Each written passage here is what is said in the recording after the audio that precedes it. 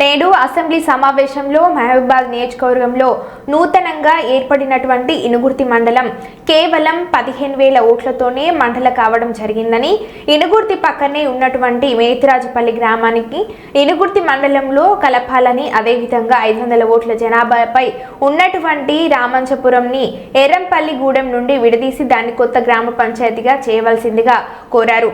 మహబూబాబాద్ మండలంలో సింగారం గ్రామ పంచాయతీలో ఉన్నటువంటి వెంకట్రామ తండాను నూతన గ్రామ పంచాయతీగా చేయవలసిందిగా కోరారు. అయోధ్య గ్రామంలో ఉన్న భజన తండాను విడదీసి భజన తండాను నూతన గ్రామ పంచాయతీగా చేయవలసిందిగా కోరారు. ప్రభుత్వానికి ప్రతిపాదనలు అందించాం, తొందరగా గ్రామ పంచాయతీలు ఏర్పాటు చేసే విధంగా మీరు చర్యలు తీసుకుంటారని ప్రభుత్వాన్ని వారు కోరారు.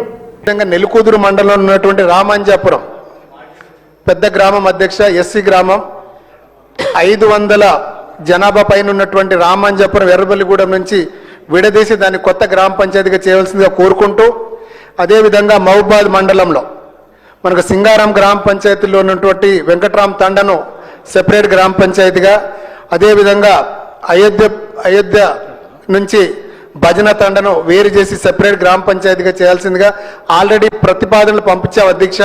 అది తొందరగా గ్రామ పంచాయతీలకు ఏర్పాటు చేసే విధంగా మీరు చర్యలు తీసుకుంటారని మీ ద్వారా ప్రభుత్వానికి నివేదికలు పంపించడం జరిగింది. Thank you.